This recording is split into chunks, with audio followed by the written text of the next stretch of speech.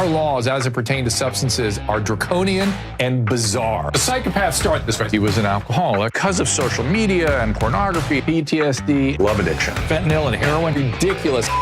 I'm a doctor, for sake. Where the hell do you think I learned that? I'm just saying, you go to treatment before you kill people. I am a clinician. I observe things about these chemicals. Let's just deal with what's real. We used to get these calls on Loveline all the time. Educate adolescents and to prevent and to treat. If you have trouble you can't stop and you want to help stop it, I can help. I got a lot to say. I got a lot more to say.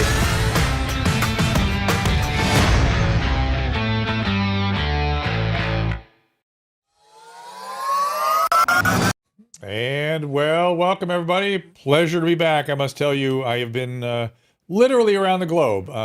Super secret project I'm not at liberty to speak about just yet, but I will one day, and learned a thing or two in the process. Much of that I can't really talk about either, but it has been an extraordinary experience. A lot of new, interesting people in my life, and a lot of people. I'm sure some of them will actually come on this stream as time goes on, but Susan, you're giggling. Tee-hee. Tee-hee. If we tell you, we're going to have to kill you. So I will be watching on Restream. I've also got the Rumble chat up. If you guys are interested in putting your questions up there, I will try to keep an eye on it. Now, I will urge your patience with this. I mean, so often people go, you're ignoring my question. I'm not ignoring any questions unless it's full-on trolling. And I try to, because as the stream gets going, things start moving rather quickly on the and we missed you guys on the Restream. Missed you all as well. I'm glad to be back. Good to see some of you on some of our names. I'm sort of pleased to see. Let's see here. Yep, there's a lot of your mom's house folks on there. We also, so today is supposed to be about Ask You Anything. Couple of quick things. I had not yet talked about the school shootings, and those things get me very upset. I was on CNN almost continuously after Sandy Hook, and I really felt like that particular event was a crossover event into a zone that, I knew we wouldn't come back on. So it doesn't surprise me that we have others of these. And as always, these things could easily be prevented. It dovetails absolutely into the homeless situation in terms of why that is what it is. I don't know if any of you saw this video, this documentary I did that we aired on Fox 11. Caleb, is that available somewhere on the website or anything? Is there a link or something that people, if they want to see that documentary? The trailer is, but I don't think the full documentary is yet. Yeah. I'm not sure. Okay. No, it is. It's on the website, our website? Not on the website. Okay. But I'll get the links. Okay, so we'll put the links. We'll put the links on the stream right now as well. It is, I think, there's some good things and some bad things happening. The fact that people are beginning to understand that while mass shooters per se don't have mental illness, we have been moving into a zone where a lot of the killings that have been done lately have clearly been with people that have a severe mental illness. I think of the kid down in Florida, I'm blanking on the name of the school, but that kid had been in treatment for years and years and was stabilized and in treatment and doing well. His mother dies, he stops going to treatment. The problem, of course, is that we can't in any way urge people into treatment when they need it, even though even though they will die and potentially kill others, if they're not saying it in that moment, you can't do anything. And this is the insanity. Nicholas Cruz, right? That was the insanity. Parkland, thank you. That was the insanity of our healthcare system, and that's why people are dying on our streets. I saw some data, I think I quoted it here last time I was on, that we would need the equivalent of something like 1.8 million psychiatric beds just to get ourselves up to the capacity we had in the state systems in the 1950s. Forget the quality of the system. There was good and bad, plenty of bad, no doubt. But just to get the capacity up, we would need around let's say 1.5 million beds. We have 35,000. That gives you a sense of how egregious things are. And then I do think that Amber Heard and Johnny Depp did us a favor.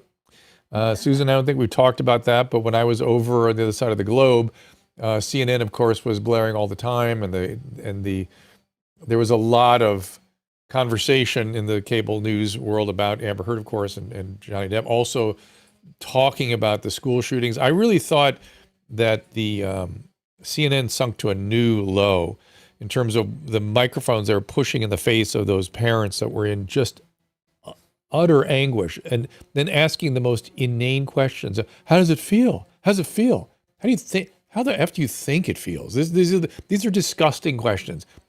Propaganda isn't a strong enough word. These are strictly intended to get eyes and nothing more, and not to actually reveal a story.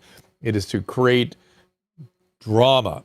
And drama is not news, number one. And number two, it's not a question. It's not even a question of how does a parent in anguish feel about what happened?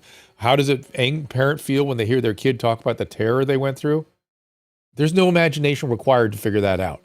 And there's no knowledge required to figure that out. That goes without saying, literally without saying. Now, if they want to ask questions like, are you okay? How do you deal? And if somebody wants to address those questions, it's like, okay, I guess we can go there, but how does it feel? It's the most disgusting, ridiculous. Anyway, we had to turn off CNN. Oh no, it's muted again. It's back. It's muted. Not my it's back. fault. Give me a consistent. Okay, better. All right, we seem to have it now. Andrew Rashkashvili, emergency use authorization just issued for Novavax. Finally, a simple protein platform for vaccine is available. I'm waiting for guidance to see exactly what their guidance is on Novavax, but how long have I been talking about Novavax? A year and a half? It's about time. I believe there is one of your solutions to vaccine hesitancy. I know myself, I will take it as a booster if You're going to have to. If it's provided for that. What do you mean I'm have to? Before we leave the country. Yeah, okay. In November. That's so fine. Let's go back to Amber Heard and Johnny Depp. So I believe that they did us a huge public service, because it shined a bright light on how complicated relationships are, particularly relationships where there's lots of pathology. Just, people with a lot of pathology don't usually end up with people without a lot of pathology. You understand? People with pathologies are attracted to each other for reasons that are actually not even fully understood. But the fact that we could get a glimpse of severe addiction and alcoholism and all the horrible behaviors that went on with that, and the behaviors and distortions, which unfortunately were not pointed out quite vividly enough, the distortions associated with histrionic and borderline personality disorder, there's tons of pathology to go around on both sides. I think I think it's almost unfortunate that Amber Heard had to be the defendant and not the paper that published Amber Heard's position. I think that's unfortunate. I think the paper should take it, and I hope Johnny Depp will go after the paper, since they're the ones that really provided the platform and also the editorial content to push that forward. They apparently had some other comments they added to what Amber Heard had said. So, of course, if you had just sued the outlet, the paper, you wouldn't have gotten all the benefit of seeing the pathology on display. It's sad, isn't it? You should feel sad when you look at that. You shouldn't feel glee that Amber Heard is found guilty. You shouldn't feel triumphant that Johnny Depp won. You shouldn't feel that it's the male patriarchy acting out on a female. When you have the disorders that she has, it's almost impossible to lay down accurate memories around intense experiences. That's part of her condition. And it should be acknowledged for that. And media outlets should understand that when they publish things, that there may be a lot of distortion in it. The legal system has finally caught on to this. I said this quite some time ago, that when I first started working in a psychiatric hospital, I noticed that we went from all different kinds of personality disorders in the early 80s to only cluster B. Cluster B is the borderline histrionic sociopath narcissist. And as those cluster Bs started coming in the hospital, I noticed that all the borderlines had a minimum of 20 lawsuits under their belt, a minimum. And that the legal system finally caught on to the fact that people were using the system to act out unregulated hostility and distortions. Unfortunately, that seems like the only sector of our society that's really caught up to that. My hope is that maybe media, if they're held accountable, but who knows? So, But again, Drew, it's something I complain. Yes, sir. do you think that the ACLU would have any liability in this situation? Because technically I think they admitted they were the ones that wrote it, even though it was her name signed to it. I do. Absolutely. I think the ACLU, I think the paper, I think those really, to me, look, Amber Heard is not well. It's hard for me to hold a not well person to feel anger towards a not well person. I feel anger towards the organizations that exploited that person's illness. That's when I get angry. And both the ACLU and the media, and they're doing it all the time. This is not anything new. And it's what I warned about when the Me Too movement got going. I kept saying there needs to be a process here. There's gonna be trouble if you don't have some way of sort of vetting or sorting out the points of view, the positions of what people are saying. And what I got pushed back very hard on at the time was, no, just believe the victim. And the reason I was pushing back myself was not because I didn't think the victims should be believed. I knew that eventually we would get here. I knew that these people with, look, even people with good lack of distortions, with exquisite memory, ability to lay down almost screen memories, those people are lucky when they get 10% right of what actually happened. You remember our friend Bobby Chacon used to do these presentations on eyewitnesses. People would come to a symposium on eyewitnesses, and he said he would have a couple get in a fight in one corner, and in the other corner have two people come in and kidnap somebody and pull them out. And then he'd ask the room, what happened? Exactly what was the sequence, who was fighting, who took whom out, what was the gender, the race. He said almost nobody could come up with an accurate memory of what had happened. That's how memory works. And over time, it gets even worse. I was reading something today. Oh, Dave McCraney, who's going to be on tomorrow, has a great new book out. And he was reporting on some data that showed they went out and they had people report where they were and what areas, where they were and what they saw when the Challenger blew up, right? The Challenger was the name of that spaceship, right? It was the Challenger explosion. And I have a vivid memory of exactly where I was with the foot tight, what television I was looking at. But he said that in the reporting, only 10% of the people remained consistent across 10 years of what they said had happened. So, I mean, do you remember where you were, Susan, when that happened? I was chasing kids. I don't know. I saw it. I don't remember. It was well before kids. It was? Yeah. Really? Yeah. I was, so there January you go. 28th, 1986. Oh. Yeah. I was I was a second year resident. That's where I would have put it. And I was outside the resident dorms. We heard about it. TV. I ran in there with two of my colleagues. I can't remember who the second colleague was. I remember the first one. I remember walking up to the TV and watching. We were like, what happened? What happened? They were replaying what happened. And we saw it for the first time. We just could not believe it. Couldn't believe it. So that was a very shocking experience. But I have a screen memory of it. Now, whether or not that's accurate or not, we don't know. You have a great memory. I do have a great memory, but I'm older. And I remember where I was when I saw JFK shot. I was 4 years old, but I was sitting around watching TV. I wonder if it's possible if you'd ever remember that. 1964. I remember. I thought that she was putting a paper plate on her head. I think you... Or on his head. I think it was her hat. Right. I think you probably... I saw it. I think you saw a tape of it because none when it happened. Right. I saw a tape of it. It wasn't until the Zapruder tapes came out later.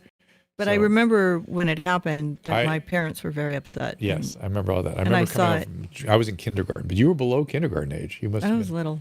Yeah. But I watched TV all day. That was the babysitter. Dickie is saying, for those interested, the Cambridge Fundamentals of Neuroscience and Psychology has books on memory hammering. My hammering. Yes, I'm hammering. I'm sorry, but part of it, part of it is memory, and part of it is psychopathology, right? They both interact. Okay, so let's get to some calls. I'd say I'm just looking at your. So there's people have questions on Clubhouse too. So if you raise your hand, Drew will pull you up to the podium and you can ask, whatever you want, but just make sure you unmute yourself. And if you do, you will be streaming on multiple platforms. You're giving us permission to do that by coming up.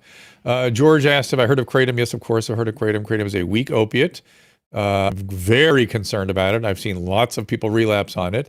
It is a deeply concerning. Opiates are all concerning. It is a concerning substance. Cluster B. Okay. Do you and should we also feel anger towards people who defend her rather than encourage her to get more help? Jenna, this whole thing I think is sad and unfortunate.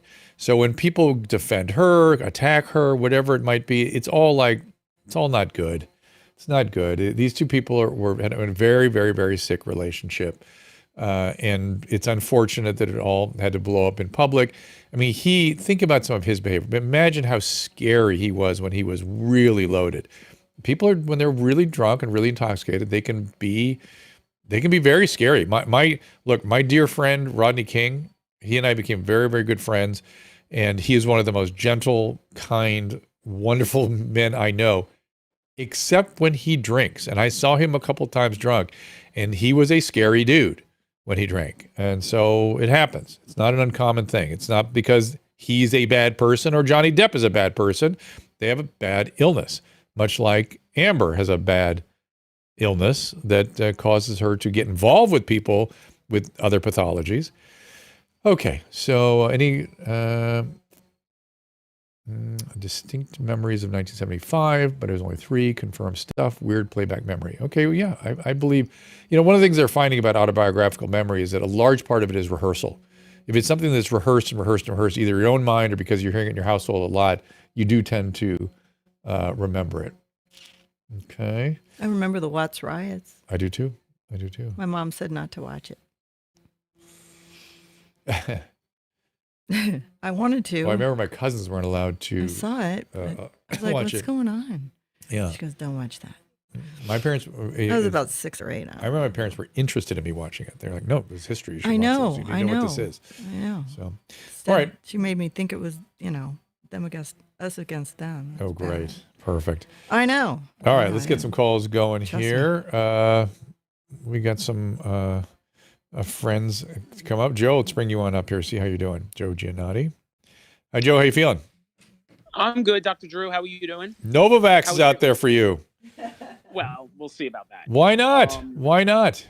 We get some track record with it. I get it. I still have to wait. I still have to wait and see what happens, considering I do have a blood disorder. So you want to see? Well, hold on.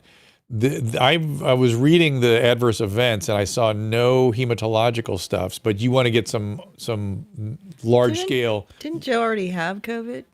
Yeah, but I'm just saying, this thing's gonna be around for a long time, and we're all gonna have to sort of manage our boostering and whether or not we get it again, and so these are really important, interesting questions that people need to work out with their doctor. And Joe is an interesting situation because he has the chronic ITP. But you want to wait and see how it goes on a larger scale. Is that what you're saying, Joe? That's correct. Okay, got it. Okay, fair enough. And I'm seeing a new hematologist now. Great. And I'm going over everything with her. Yeah. And things have improved on the chronic ITP front. Excellent. For me. Excellent. So things are going rather well. I wanted to continue what you were actually talking about, since you were talking about memories. I mean, I have a very, very distinct memory. But the one person that I thought about was Mary Lou Henner. Oh yeah, yeah. She has a condition. I used to know what it was called. I can't remember what it's called now. It's there was a whole 60 Minutes piece about it, and it's amazing. And now they're finding out there's more and more people that actually have it, where you remember like everything about your life. Hyperthymesia. Hyperthymesia. It's called hyperthymesia. Hyperthymesia. That's the name of the condition. Interesting. Yeah. So interesting. So I know Mary Lou. I've know her kind of personally, and I've interviewed her. I think we got to know each other because of our mutual concern for Jeff Conway, and she Yeah, Susan, I've told this story before here, haven't I? About how I have this crazy memory of her in 1979. Did I tell you this? Yeah, I can't remember though. Okay. All right. So in the summer of 1979, I was living in Boston. I was struggling to get all my pre-med requirements done and get the grades I needed. And I was going to summer school at Harvard at the time, and I was depressed. I was like one of my many depressive episodes around that time. And I was watching David Letterman sitting in on the Tonight Show, and his guest was Mary Lou Henner. And he sort of fawned all over her, and he was like being sort of inappropriate, but she seemed so nice and so interesting. And I thought, oh, my life sucks. I should be around people like her. Why can't I ever meet people that are interesting? And, I just had this weird sort of moment, and I told her about it. And she could tell me exactly what she was wearing, exactly what day of the week that was, exactly what she had for dinner that night. It was odd and weird to sort of I have the memory of it because it was a bottom for me. I wish I could do that. And she has a memory of it because, hey, that was just Thursday, July whatever in 1979. And she has all of that. Isn't that crazy? It is pretty crazy. And, what's interesting is that, like, I feel like I'm 2 shades below that. Like I don't remember like dates, but I remember events. Like, I'll give you an example. I actually remember like in detail the entire your entire COVID episode back in Christmas of 2020. Wow, crazy. Yeah, COVID I mean episode. it's Well, and I can barely remember it. Yeah. Well, I mean, I remember when you were diagnosed on Christmas Eve, Christmas Day. Yep, it's true. I remember 5 days later you went for monoclonal antibodies. You got them at home. Yep. And and then I remember at the same time Susan decided to do a podcast with her psychic friends, which was amazing. Oh, that's funny. And I did some Instagram. I did some Instagram lives at the same time. That's right. Yeah. That's right. And then you were also on Fox 11. And by the way, I am very much looking forward to. I found the YouTube clip of the documentary, and thank you for reminding me because Sure. I definitely want to. Sure, it was a pretty good little documentary, and Anthony Brown is in it, I believe. Anthony, you're not sure? Yes. Yeah. Yeah. I actually haven't watched it yet, believe it or not. I don't watch my own stuff, but I hear it's very good. I'm still in shock that 25% of all homeless in the United States live in Los Angeles. I'm not. Yep. I'm not. So I have a good memory. I have a good memory story. I used to be really good at knowing what year certain bands came out with their music in the 70s and the 80s. Funny. Because I loved music, and remember when they used to have those? What year was the blah blah blah? And I could get it every time. I was so proud of myself. But I can only do like the 70s and the 80s. And maybe the 60s too. It's so funny. I know. I hope you had an amazing trip. I had an amazing trip. I didn't take the locals and ask how you were doing. I can't discuss, but it was of course not. Kind of, I wouldn't say life-changing, but life-altering, enhancing in a weird way. But some of it will when it does come to air, it's something that will come to air eventually. Some of the best television literally ever recorded. I mean, just some phenomenal stuff. So if it airs, we hope it will. Is it going to be a documentary, or is it going to be? It has that quality. I want to get Bobby Chacon on too again. Okay. But this is a good time for him. Hey, somebody is freaking out, I guess, because I said that the emergency use authorization for the Novavax is available. Dude, do your study before you start shitting on these things. Do your research. If you're against all vaccines, okay.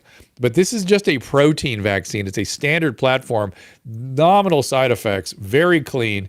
And it's the one I've been waiting for 18 months. I've been telling anyone that's vaccine resistant. And they've been working on it, for 3 years now? So well, I don't know why. I could not. Time. Monica Gandhi and I could not figure out why the delay. It was a little bit weird. The other ones were let out early, but this was tested longer. This one took forever. There we go. Sorry about that.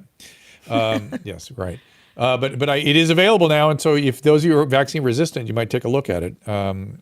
So this idea that people are shitting on that particular vaccine is really insane. You're not. You're always going to have somebody who's against it. Somebody who's against vaccine. Look, like Rob Schneider probably doesn't want any of these vaccines. I get it. That's I just don't want to see the Heather McDonald effect or the how she just fell over on the stage and passed out. I think that was the mRNA boosters. And I don't think we're going to see that from a protein platform. But Joe, I'm going to put you back in and keep taking calls, okay? Hi, Margaret.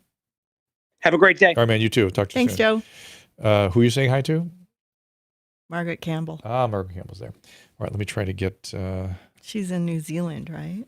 Yeah, I think it's like Melbourne, no? Lana, what's going on?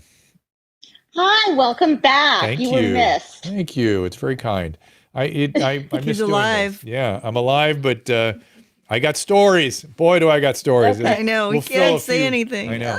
I know. Well, and you didn't have any diverticulitis issues? No, I did. I did just recently. Oh, no, I'm so on the heels of everything. So one of the things this experience gave me was clarity. So I immediately called a surgeon. So I have an appointment with the surgeon. I'm done with this. I'm done with it. I'm gonna get it taken care of.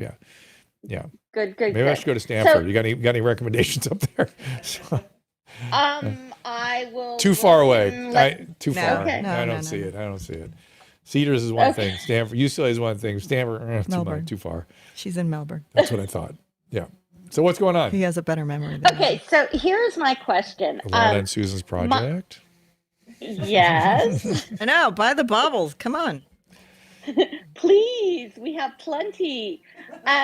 All right, so my question is, it's a Johnson & Johnson question. So I have family members that got J&J, including my spouse who's 63. He got a booster and then he got a second booster. Okay. How does J&J, with the age being, early 60s, how, it's like you get the booster and then now there's the whole second booster. What do you recommend for somebody, in their 60s? What would you do for your patients? I have been recommending unrestrained boostering for everybody over 75. So that's where the boostering in my world, you just get it when it becomes available. You delay it as much as you can just so you get the maximum effect, sort of strung out. But boostering over 75 is the way to go. At my age, in 60s and whatnot, it gets a little bit a more difficult question. So I had the J&J also vaccine. And for a while there, they were saying the best possible booster response was J&J plus mRNA. They were seeing great responses. Then they're saying, no, not so much. Then they're saying, no, the best thing is the Johnson & Johnson and natural immunity, that combination of hybrid immunity is the strongest. I've seen data going both ways. So I'm very confused. I'm not quite sure what to make of it. I myself want to look at Novavax as something I will take as a booster, only because I had such a nasty reaction to the J&J. I assume I'd have something with the mRNA as well. So I want to go for the cleanest, most sort of traditional platform and see if I can get by with that. When to take it? Again, I had COVID again this Christmas, and I had my antibodies checked. I had an AdTech score done probably 2 months ago, and it was extremely high. I had very high levels. And exactly, these things have to be sort of navigated. It's all a big navigation. So you're asking about your husband, what he should do in terms of a third booster? Well, no, it was more of the second booster. What I do with people like your husband is I go, what do you want to do? What are you thinking? Was it a horrible? Because I've seen some really nasty second booster reactions. Horrible. So it's not a casual recommendation. It was something I'd have to make with the patient based on their risk, based on their previous experience with the vaccine. Yes, ideally, I'd like him to get the vaccine for sure. But making the decision to get it is a little more. It's not an easy call. It really isn't. I'm having trouble with some of this stuff, which is why, again, my clinical experience has been I've seen these nasty reactions. I've seen long haul come out of the third vaccine. I've seen people who did very well with the first series and the first booster and then react to the second booster. So I am cautious. I am cautious with it. Okay. It was I just felt very confused. Well, so do I. To how. So that's where I'm at. That's why I'm asking you, because I don't feel that there's enough knowledge out there. Even his own physician is kind of unsure and want to keep him as safe as possible. Well, but I'll tell you, the fact that your physician is not being dogmatic and is being thoughtful, I consider that a good sign, right? Because the reality is he or she should be concerned, should be confused rather, because it is confusing right now. It's confusing. And, and who should be boosted, who's with hybrid immunity. We just don't have the RCTs for that. We just don't have them. Right. And so it's a judgment call. It's a clinical judgment, like many things in medicine. It's not a bureaucratic fiat. That's why I've been freaking out so much about so many of these mandates. These are navigations that doctors need to make with their patients. So, well, thank you for bringing that up, Ilana. Good to see you. Thank you. All right. You too. Talk soon. Take care. We're going to keep taking calls. Let me see. Oh, very quickly before I go to break, Andrew Rashkashvili, if you are still on the thread, I don't see you there. But you brought up the monkeypox. And the fact that the CDC is recommending masking for monkeypox was either a level of incompetence that is on full display again, or an overt manipulation to try to motivate people to wear masks to protect against bona fide respiratory pathogens like COVID. I think it's the latter. I don't think they are foolish enough to be recommending. There are, I believe, 85 cases of monkeypox in the Western world, and everybody needs to wear a mask to protect against those 80 people, forget the 500 million you're going to come into contact with, the 80 people that may, and by the way, there's a suspicion that it's a respiratory-borne virus. It's not clearly respiratory-borne, and the transmission rate is very low. It's not like COVID. So what are they doing recommending masking other than trying to play on people's fears again? That is disgusting. Disgusting. Andrew, are you still in the thread there somewhere? I hope you are. Okay. Yes, thank you. It is a strike back time. Let's see if on Rumble. Okay. Oh, we have a new sponsor. Oh, yes, we do. Okay. We do. And we actually use Genucel, both Susan and I. I love the Cheminix. We pronounce that? Yeah, redness we'll cream. talk about it after I got the my break. hands on that well before they became a sponsor. And so I was delighted to have these guys come on board with us. And so please do support them. They have rather extraordinary products. And I'm very, very picky about skincare stuff. So, Susan, you want to say anything before? Paulina stole the eyelash thing from us, the eyelash Let everybody serum. hear what it is. Yeah, I stole it too from you when you had it, so I got it in the first place. He's too early. Caleb, go to the break. Okay, that sponsor is Genucel, GENUCEL.com/Drew for the special offer, which is coming up after this. We'll see you for more calls. Don't know where to start on your skincare journey either? We all have that something we'd like to take care of. For me, it's the under eye bags and puffiness when I don't get enough sleep and the dryness here. Thankfully, I discovered Genucel. I started with their serum for under eye puffiness and then found their Genucel XV moisturizer, which dramatically changed my face's texture. After only a few uses. For Susan, she hates the annoying area under her nose during allergy season. She tried everything, but no matter what, her skin is dry and flaky and nothing seemed to help. Till she found Genucel's Silky Smooth XV moisturizer, soaked right in. She was hooked after one use and now loves all of their other products. Genucel uses a proprietary base formulated by a pharmacist and clinical levels of botanical extracts for the best skincare money can buy. Genucel products are cruelty-free, natural, and made in the USA. I cannot think of a better set of products to take care of my skin. Plus, they guarantee happiness with all of their products. See results you love guaranteed or your money back. Try Genucel's most popular package today and use code DREW for 10% off your entire order. That's GENUCEL.com and code DREW for 10% off.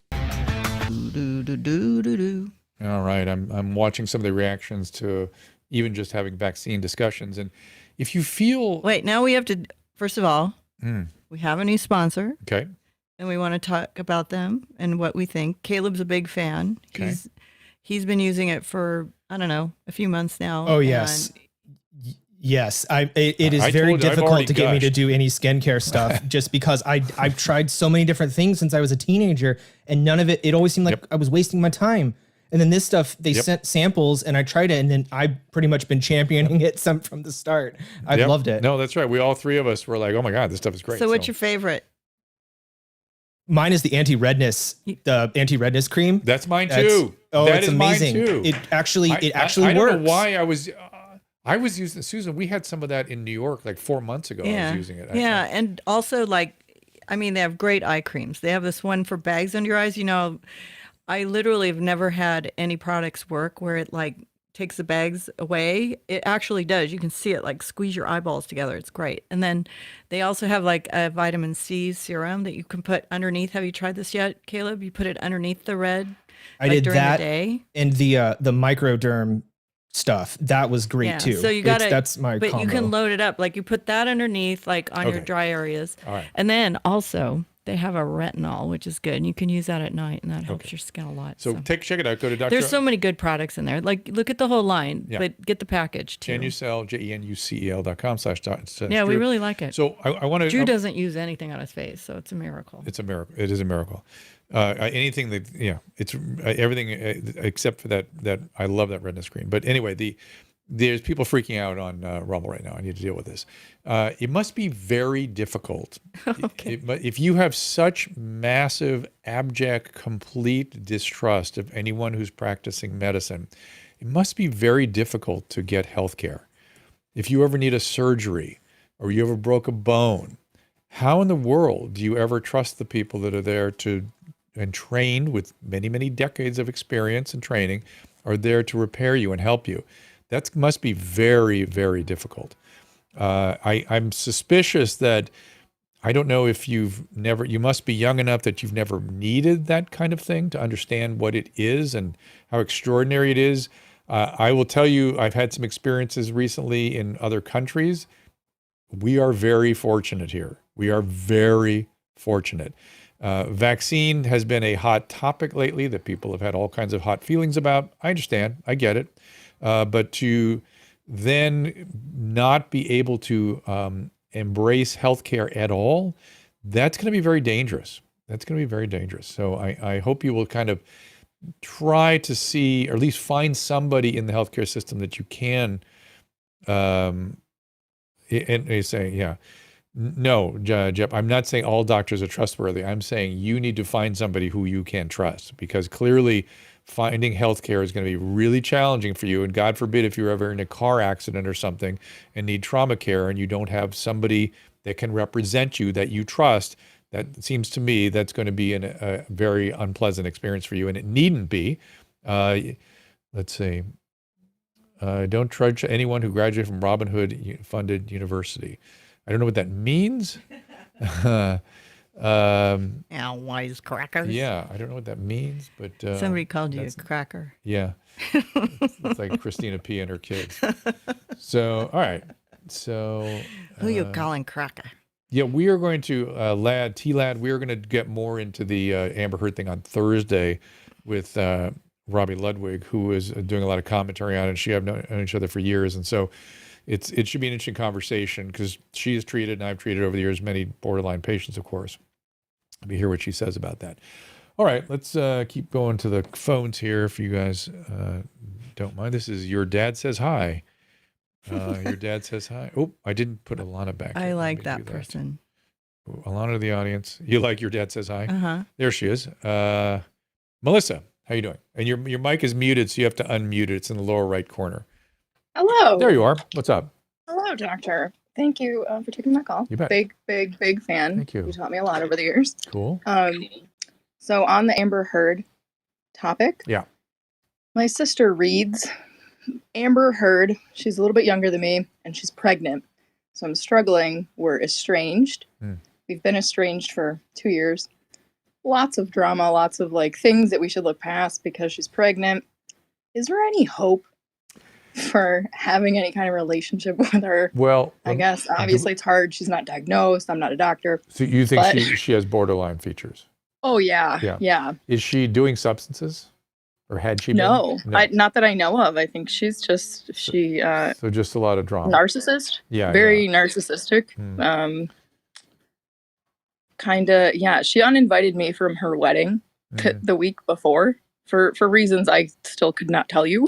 So we would call her no problem being cruel. That's one of her traits. Yeah. Very cold. Yeah. Okay. Well, there is hope. I mean, you children, grandchildren, nieces and nephews have an uncanny way of bringing families back together.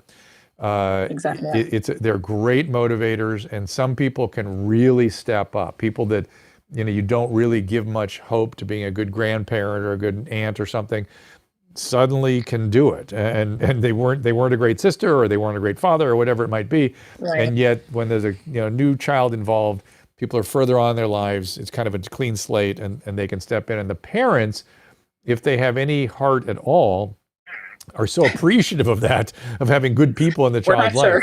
Yeah, we don't know, right? We don't know your sister's case. So Yeah. when you go in, should you try to do so? And it's going to have to come from you, right? I can't stop thinking about it. And I was the kid with ants one year, without ants the next year, with ants. Yeah. It kind of volleyed. Yeah. So I don't want to be that to this kid, but I also really do not enjoy my sister. So to speak. Well, you're not going to enjoy her more because of the child. Right. It's a question of how much can you tolerate on behalf of the child, on behalf of that relationship. So you got to go in. Do you think it's worth it? I can't answer that for you. You have to answer that question. I can tell you from my experience, most people find it is worth it. They really feel a significant loss if they let that child go without trying to have a relationship with the child. And yeah. Yeah. And hang on a second. I'll deal with this in a rumble in a second, but but yeah, we'll offer natural cures, Jalem, next time you have a skull fracture and a bleeding spleen. Natural cures will take care of that. I'm talking about when you need health care, not when you flirt with it, when you need it. But anyway, your sister, you cannot expect that you're going to have a relationship with her that is satisfying for you. Even if it seems like when you make contact, if she's sort of sucking you in, just know it's not going to go well. So you got to really, if in an ideal world, you'd actually have you'd have a therapist, not with the two of you, just for you, somebody in your corner to help keep your feet on the ground, to help keep you processing these things as they come flying at you. But it's not going to be better, and it's not going to be more fun, and it's not going to be a great relationship. It's just not going to be. That's not who she is. This I know. Yeah. More or less, I wanted your opinion on that. The hardest part is getting the initial contact. You're probably going to have to push pretty hard to break through. I can't think of anything nice. Make it start with it about her. Right. I'm so proud of you. I'm so happy for you. I want to share this with you. And of course, I want a relationship with your child, your perfect child. And so just keep it in that zone. And then, that's a good idea. Yeah. And then minimize, just keep your wits about you. You're going to be in the, we call it the spin cycle, the vortex. She'll try to drag you into stuff. And just a lot of reflecting back. Man, that must be tough. Oh boy, I hear what you're saying. And not, oh yeah, she is a bitch. You're right. Don't get into that stuff. Say that all day. All right. Okay, very interesting. Awesome. All right, Melissa, good luck. Thank you. Okay. Susan, I also love you. Thank you. Oh, I love you more. Thanks. Thank you, guys. Okay, bye. Bye. So yeah, Miss Kaylee, thank you for jumping in there. I appreciate it, but I'm not. Listen, people go to doctors too much, as far as I'm concerned. And so don't, Jalem, I'm not assailing your desire to stay away from the healthcare system. We will make you sick. We will do that. We will make you sick eventually. It happens. But when you really need us, if you have a heart attack, if you have heart failure, if you have blunt trauma, if you need a subdural hematoma evacuated, we're pretty good. It doesn't get much better in this country. In this country, yeah. Try another country. Ain't no natural for that. There ain't no natural neurosurgery. But some people have had shitty medical help, and like you just recently did, and you can really understand what it's like to be at their mercy. And by the way, Jalem, there are no kickbacks. There's no way to get a kickback. Even doctors wanted to get a kickback. There's just no. You can't own anything you use. You can't use you can't own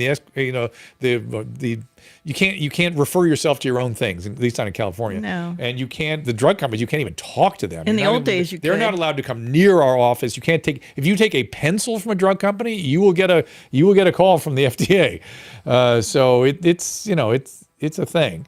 But I don't object to you being skeptical. I don't object to that at all. And I would urge you to stay. There are shitty doctors. And I'd urge you to stay away from the healthcare system until you need it, until you really need it, because you're more likely to get an adverse, sort of iatrogenic event than a good outcome.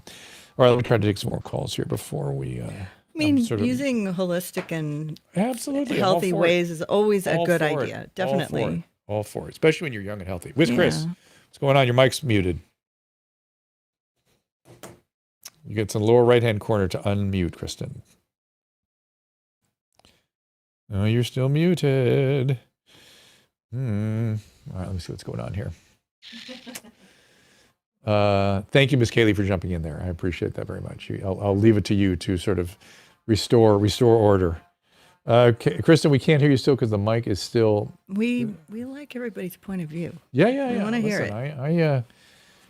I don't forsake people. You're going to like Dave McCraney or is Dave McCraney? Yeah. Dave McCraney here tomorrow. We talk about people. Okay, Chris. We talk about changing people's minds. We're going to talk about how people get rigid in their thinking and how to get people to kind of come along and think about things more openly. We got a big problem with that in this country. And I really like that kind of stuff. There you are, Chris. What's up? There she is. Oh my gosh, it's working. Yes. Oh my gosh. Yeah. Sorry, I have a new computer and I'm still kind of figuring things out. Welcome back, you guys. Thank you. So I wanted to call just because I discovered something that I thought might be helpful to a lot of people out there. And it kind of came after receiving a letter from a doctor I saw just saying, hey, by the way, you can't get appointments with this guy anymore, and everybody within this practice isn't taking any new patients. So I was kind of left high and dry. But a lot of insurance programs offered through employers offer what's called an EAP. It's called an Employee Assistance Program. And basically it's a program within your health insurance coverage, which elevates the need for you to see well, EAP is actually it's through your employer. It's an employee assistant program, but not everyone has an EAP. Not everyone has it. Yeah. So EAPs can be very helpful at the very minimum, in just terms of advocating through the system. But they also can provide a lot of other services. A lot. Yeah. I didn't know it existed. I myself am not employed. I am a stay-at-home mother because nobody else wants to watch these kids. And so I found out about this just kind of contacting the general helpline for our insurance provider. Yeah. Because when I was reaching out to other specialists, I was getting 6 weeks, 8 weeks, 12 weeks. Hey, no, I get the same thing. I'm trying to get a surgery for my diverticulitis, and I can't even get in there till the end of July. So you're not alone. You can't even get in. Yeah. We're in a lot of trouble. Yeah, it's just how it works right now. And a lot of it is back up because of COVID. A lot of it. Yeah. But it was able to provide me with, connect me with a specialist and a provider. So it ended up being very helpful. So for any of your listeners who, are getting their benefits through their employer, see if your program offers an EAP. Absolutely. Because it definitely helped me out a lot. Absolutely. I think that's a great idea. I'm sorry I hadn't suggested it to you before that. But it's nobody weird. Did. Don't take it. Well, it's weird to me that it would be obscure to you. I would think that usually EAPs are sort of up front, particularly when there needs to be a team for a patient. I know one of your kids has got a little team built, and the EAP can be very helpful with that stuff. I only heard about it through, and I say this with I only heard about it through a crisis hotline. So yeah, I know the irony, but it is available. I've noticed a lot of. I used to do a lot of work with the EAPs on the addiction side. It's a very important piece of the team, and they started kind of going away around the 2000s. There used to be a lot of EAP coverage, and then it sort of started fading. I hope it's coming back a little bit. Yeah, me too. Okay. But that's about it. All right. Welcome back. Good to talk to you. Thank hear you. Your voices again, guys. You too. You sound good. Yeah, and thanks for the blanket. Oh yeah, that's right. That blanket. Tell people about it. It's so cute. Yeah, it's so cute. Cozy. So cute. I love it. Yeah, I'm still thinking about monkeypox and how shocked I am. She's a very talented seamstress, designer. She can create anything. Homemaker, builder, master carpenter. I'm curious, Drew. Lowe's, what's the GSK study? Joe, what is the study out of GSK? Let me know. What's that? So this may actually connect with what we were just talking about, like what you were just talking about with her. So getting my new prescription, of course, that's my new injection medication for Crohn's and everything. It's been a whole long drawn out every single day. It's like 24 to 48 hours later, 24, 48 hours later waiting. And so eventually we got insurance to cover most of it. But then the other part of it, because it would be I think it's $3,000 a dose, basically would be the cost. Then they signed me up right after that to a savings program with a savings card that then brings that down to almost zero. Where does that come from? I've never understood that. So my insurance only covers up to a certain amount, and the savings card just makes the rest disappear. I just had to get some numbers and plug them in. It's essentially, if I understand right, the result of pooled risk. In other words, if you can pull a large number of people together, they will sort of essentially pay you to use, they'll pay the pool to use their stuff in compensation for reducing the price. It's essentially as I understand it. But it's complicated. How you get pharmaceuticals coverage and how, to what extent they're covered, and, who pays for these, very expensive medication, and where is that money coming from? Quite in fact. And I just don't understand it. It's all in the algorithms. It's all there. It was a lot of phone calls, trust me, but they're making those still extra making phone money, calls. the insurance companies. Right. Exactly. Yeah. So that's the reality. But I don't think the surgeon Drew's going to take insurance either. No, he's not. But that's okay. Whatever. Well, we'll see. I'm asking around. So it's like tiling a bathroom, Drew. I hope he does a perfect job, though. Do you want to explain why you bring not tiling like the a guys that bathroom worked on my bathroom? I don't know it makes sense to you and kind of makes sense to me, but you want to explain to the audience why you bring up tiling bathrooms? Because I just remodeled 2 bathrooms. And yes. We're done, but they're like little details that aren't done. Like the tile isn't underneath the fixtures. Like there's a hole in the wall still. I'm like, dude, like you got to fix this. So I hate that. They better not leave a hole in your wall. My abdominal wall. That's really funny. I'm not paying the guy. Okay, fair enough. We'll make sure of it. Yeah. I mean, Caleb, I think I've got something similar to what you had going on when you had that psoas muscle abscess. Something is still, I never feel 100%. You know what I mean? Something's dragging always. And that I'm sure there's some inflammation around that diverticular abscess or something. I want to get it going. That Dave Navarro was speaking about his long haul COVID now. I saw a front page article about it. Yeah, I saw you put that down. What did he say? What did he say? Dr. Yo pointed it out. He called me because he loves Dave Navarro.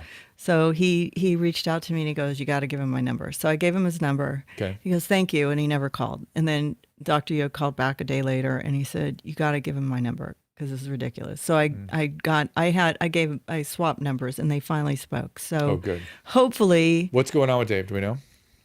I'm not 100% sure. It's just from the article he was talking about his symptoms and how it's lasted for quite a long time. And I wasn't even aware. I don't remember him. He may have mentioned it on the last show that he was on here, but I don't remember that. But we got COVID at his benefits. Oh, that's right. And Dr. Yo was going to come. He wanted to come out. Is that where he got it too? Yes. Oof. We all got it that week. And then he seemed okay, but I asked him if he'd come on the show and meet Dr. Yo on the show, and he said he wasn't presentable enough. So I think he's probably pretty sick.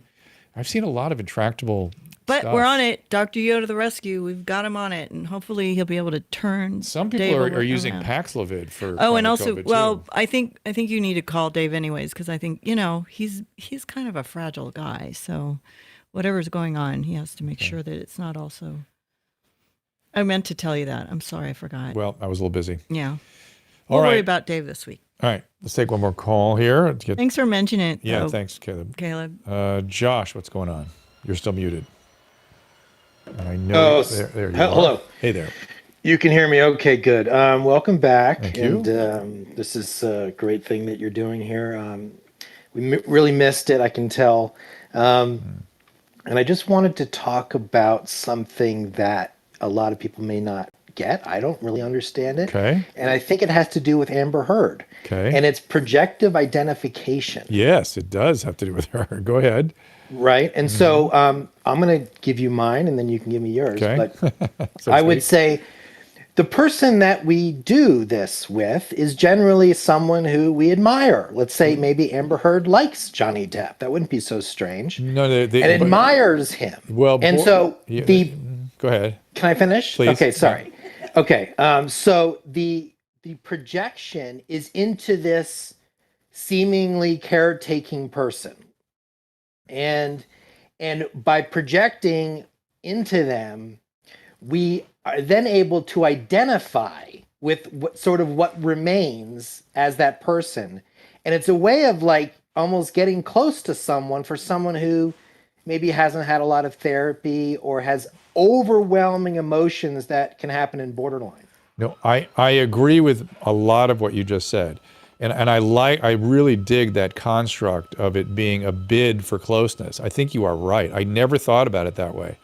But that's maybe what's motivating it, because closeness for a borderline is chaotic and fusing, and they lose themselves, and they get spinny. They just spin all over the place. They get very uncomfortable in closeness.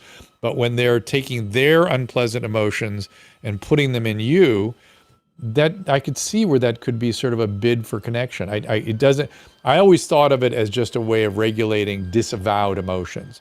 It just was a primitive strategy.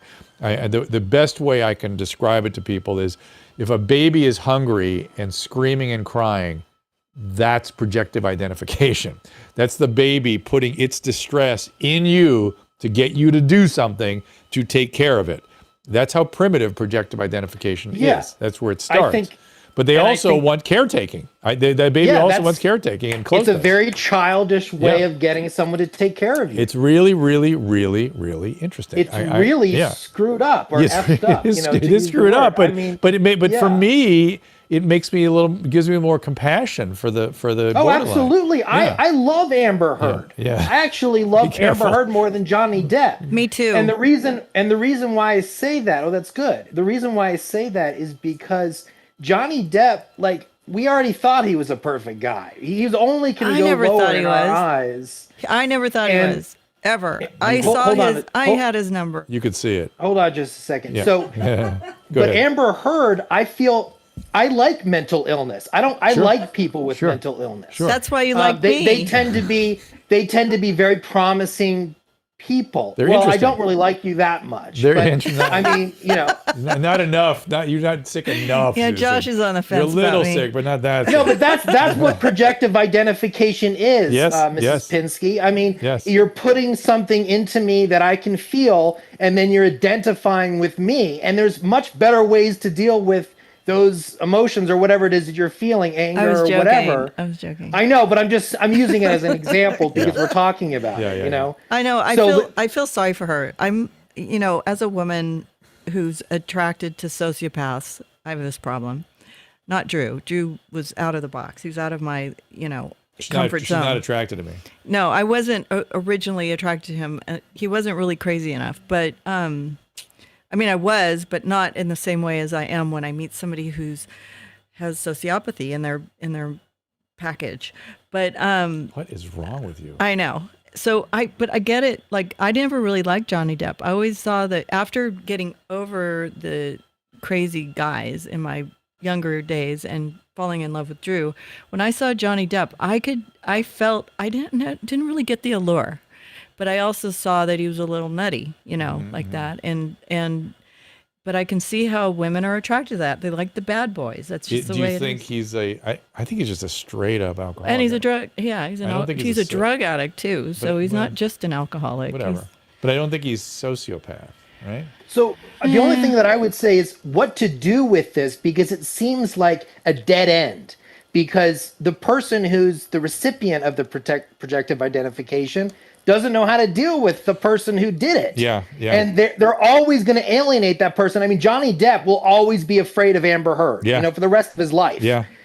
And I don't, how does he get over that? And how do we get over people who do it to us? Yeah. And how do we stop doing it? I mean, it's hard. It is hard. So it's the glib answer is, well, you need to have better boundaries. But the fact is that if you're the kind of person who already likes borderlines, you can like them. They're very entertaining, very interesting people, and who allows them to get under your skin a little bit and that just the way you navigate whatever it is about your own personality construct and how you navigate people with these disorders, that's always going to be there. That's very unlikely to change. It's sort of fundamental structures. But didn't you always say sociopaths are attracted to the borderlines? And vice versa. Yeah, so you say he's not a sociopath. Well, that's why I'm asking you. I'm not attracted to him. I didn't like him. Right, so he may not have been. He might have just been, like you said, a drug addict. But drug addicts, alcoholics kind of behave like sociopaths. So it's hard to. This is not a 100%. Maybe a little thing. narcissistic or something. Yeah, it's not an absolute thing. So let's put it this way. Amber is sort of a mixed disorder. She's not a pure borderline. She has borderline histrionic, and he's sort of maybe has a mixed disorder too. Maybe he's narcissist, or, alcoholic, whatever. And so it's people are a little more complicated than we're. I mean, he was worse when he was high, just like everybody. You turn into something else when you're high, but you're not necessarily that when you're sober. So. That's right. No, and many people start to function as though they have a cluster B personality disorder when they're using, and somewhere around 60 to 80% of the time, that disorder, that appearance of personality dysfunction, will go away with sobriety. So that's one of the interesting things about addiction. So, it just makes me think of like this idea of containment, in therapy. I mean, if someone is with a therapist, the chances of them acting out in this way are sort of lowered to a certain extent. Yes. It depends on the frequency. Like if you're going 2 or 3, 4 times a week, if you're hospitalized, for sure. Yep. So I feel like containment is like really the key. That's what I would look at for myself. Agreed. If I'm contained mentally, I'm going to be less likely to do this. 100%. I look at sometimes one of my jobs when I'm working with borderlines is to contain their unregulated affects, to hold it for them because they can't hold it themselves. You would really like, Josh, you might like Bion, B-I-O-N. Well, it was just the word containment, is associated with being, right? Yeah. There's a great lecture of his on YouTube. If you search for Beyond, I think it's like in 1978. Yeah. This guy, it's like an hour lecture, and he's he speaks with no notes to an audience. We don't have anything like that nowadays. No. Where a psychiatrist will go into a general audience with no notes and talk to them for an hour. No, and they can ask questions about their dreams. They can ask questions about all sorts of stuff. But Beyond was one of the leaders in the development of sort of modern, what's called interpersonal or object relational psychodynamic therapy and analysis, and he really made a lot of emphasis on this thing that's co-created between a caretaker and a patient. This thing together we call the relationship needs certain kinds of safety and containment features that the provider can offer, and you can get really good at that, and it does help in terms of making the patient more engaged in the process. That's about the simplest way I can say it. And I was going to say, there's a difference that Adam Phillips, which is a British psychoanalyst, current analyst that's alive today, that makes a difference between containment and holding. Holding is more Winnicott.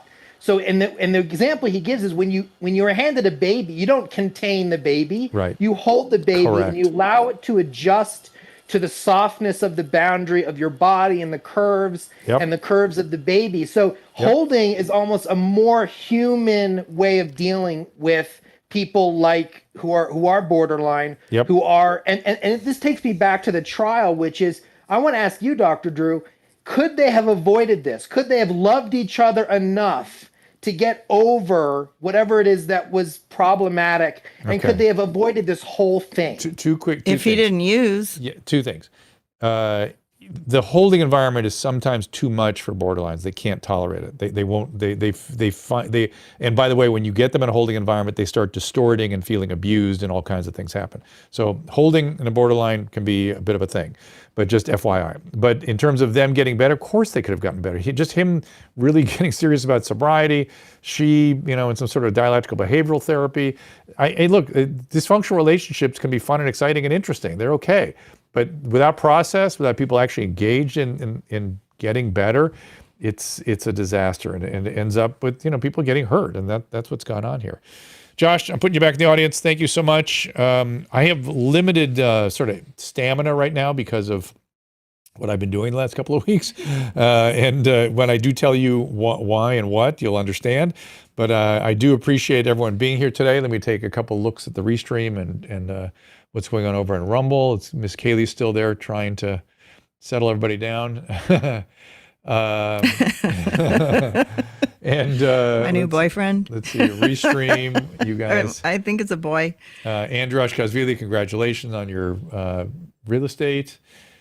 I told a celebrity they are an obvious hypochondriac, gets attention from constant sickness. Yeah, that happens to a lot of people, called somatoform disorder. I know, it's nice to see everybody again. Mm-hmm. We really appreciate your viewership and your love.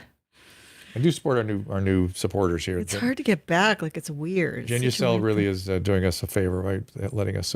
I know. I was just sitting here. I was thinking about how my skin's like sloughing off. I'm getting like that exfoliation. So you get that little microabrasion stuff. And I was just thinking I have to use that later. Wow. Tom Cigars turns out as a codependent. Who knew? Who knew? I did not know that about him. But he's perfect in my eyes. Yeah. Can you guys hear the sawing in the background? Yes, I'm filtering out most of it there. They're sanding my wood floor this week. Okay, so here's what's coming up. So today was just a little warm up here, a little aperitif for you guys. Tomorrow, David McCraney is one of my favorite guests. I've not had him on this stream before, but he's been on Dr. Drew podcast. I watch his podcast, listen to his podcast since its inception. It's called You Are Not So Smart. It's about cognitive distortions. I got very interested in that during the just immediately following the 2016 election, I think, because I started seeing all the distortions. Like, what is going on? And then Robbie Ludwig, whom you saw up there a second ago, she has been commentating on the Heard Depp case all the way through. That'll be on Thursday. We are doing 2 o'clock tomorrow and 3 o'clock on Thursday. 2 o'clock tomorrow, 3 o'clock on Thursday. And then we'll have a wild card on Friday. Oh, maybe another Q&A or something again. Yeah, we got to catch up. Okay, we'll do a Friday show. Yeah. Excellent. We'll figure it out. Okay, We're here all Caleb, weekend, thank you. Well done. Thank you all for being part of this. And over there on Rumble, we appreciate you guys. Even though you're stirring the pot, we appreciate it nevertheless. And same thing with you guys on Restream. And of course, everybody out on Clubhouse, thank you for your calls. Back in here tomorrow at 2 o'clock, and we will see you then. Ta-ta. My wife, she got a birth control that she tried for a while. She'll take it every day, but she'll miss like an hour, and then she won't want me to come inside her. I'm really trying to bust raw, hard nuts inside my wife, and I looked it up. I think it's okay, and I've been trying to like convince her. I've been trying to do my due diligence, but please help me out. Is it okay?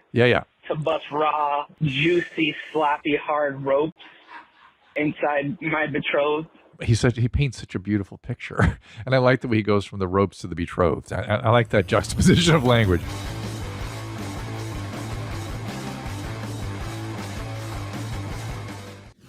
Ask Dr. Drew is produced by Caleb Nation and Susan Pinsky. As a reminder, the discussions here are not a substitute for medical care, diagnosis, or treatment.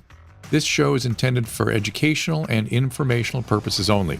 I am a licensed physician, but I am not a replacement for your personal doctor, and I am not practicing medicine here. Always remember that our understanding of medicine and science is constantly evolving. Though my opinion is based on the information that is available to me today, some of the contents of this show could be outdated in the future. Be sure to check with trusted resources in case any of the information has been updated since this was published. If you or someone you know is in immediate danger, don't call me, call 911. If you're feeling hopeless or suicidal, call the National Suicide Prevention Lifeline at 800-273-8255. You can find more of my recommended organizations and helpful resources at drdrew.com/